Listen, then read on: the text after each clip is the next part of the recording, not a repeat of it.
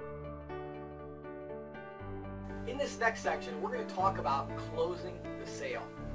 Obviously, this is what every sales rep wants to know about is how do I close the sale? How do I get the deal? How do I get the customer to commit to purchase my product or service? First of all, I want to talk to you about a general idea about the way that I close sales.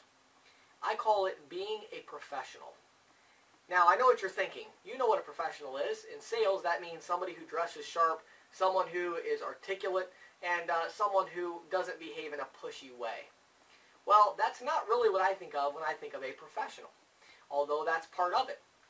Being a professional is like being a professional in any other industry. Being a professional salesperson is just like being a professional lawyer or being a professional doctor. Let me explain what I mean by that. A professional is someone who knows what they're doing and someone who assumes that the people with whom they're speaking want their advice on the decisions that they should make. So being a professional salesperson is a lot like being a doctor.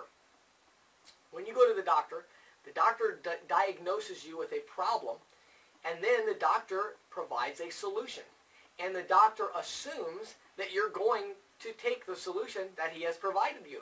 Now, you can refuse. You can certainly stop the doctor and say, no, I will not take that medicine, or no, I refuse to have that surgery done.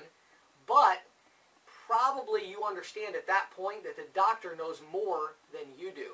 And so by the time the doctor is ready to prescribe something to you, you feel like I should probably listen to the doctor's advice, and you're very smart to do that. Now, it's the same thing in the sales profession. If you're a professional salesperson, number one, you should know what you're talking about. And hopefully through this training and through the experience you'll get the first few months in the field, you will be a professional in knowledge. You'll know what you're doing. But when it comes to closing techniques, you want to be a professional. And being a professional means you should have the trust of the client enough that as you progress through the closing process, through the sales process, they are going to do what you tell them they should do. Why? Because you're the professional, and people listen to professionals. So as a professional, first of all, be confident and be assumptive. You know, what would you think if a doctor came in and said, I'm really not sure what the problem is, but I've got a couple guesses. I think it might be this or it might be that, but I'd like to do surgery.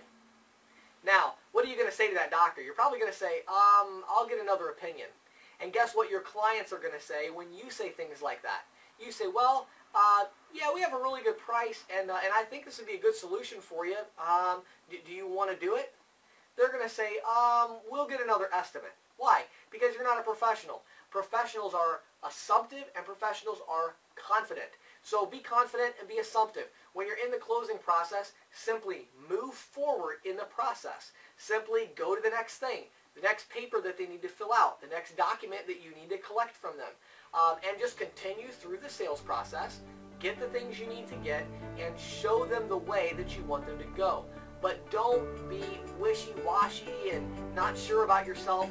Be confident and be assumptive and be a professional.